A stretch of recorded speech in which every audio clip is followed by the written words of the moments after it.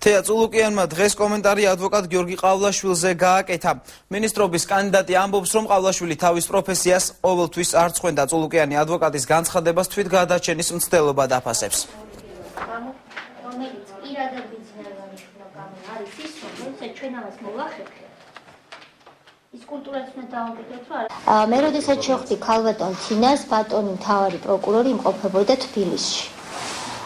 მაგრამ ვრცელდება ამ ბოლო დღეებში გუშინ კერძოდ გავრცელდა ინფორმაცია, რომ მან პოსტის დატოვა თუ ქვეყანას დატოვა ვერ გეტყვით, არ ვფლობ ამის შესახებ ინფორმაციას. ერთადერთი მე ის მსმენია, რომ მას პოსტის შენარჩუნება მაინც აღარ სურდა. ადვოკატი ყავლაშვილი არის ის ადვოკატი, რომელიც ყოველთვის არ ცხენდა ადვოკატის პროფესიას და მას შემიძლია თქვა ხმამა.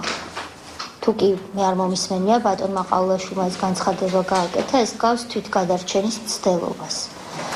მაგრამ ასეა თუ ისეა, მე ვთქვი ერთხელ და ქართულმა ოცნებამ ბევრჯერ თქვა, მე კიდე გავიმეორებ, რომ სამართალი და კანონი იქნება ყველასთვის ერთი. იუსტიციის საბჭოს სჭირდება რეფორმა და პირველ რიგში ეს უნდა მოხდეს საკანონმდებლო გზით. ჩვენ გაცხადებული მიზანი გვქონდა წინასაარჩევნო პერიოდში და ამას შევასრულებთ.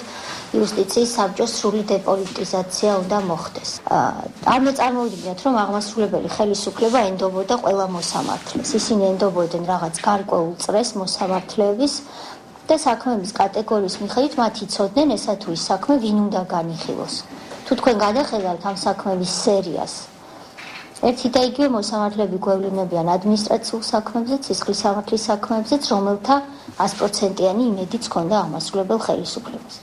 მათ ჩვენ უნდა მოვუაროთ რაღაცნაირად იმისთვის, რომ ათსაჯულება შედგეს საქართველოში. დანაშაული დაუსჯელი არ დარჩება არც ჩვეულებრივი მოქალაქის და არც ყოფილი ხელისუფლის და არც მომავალი ხელისუფლის, არც ერთის.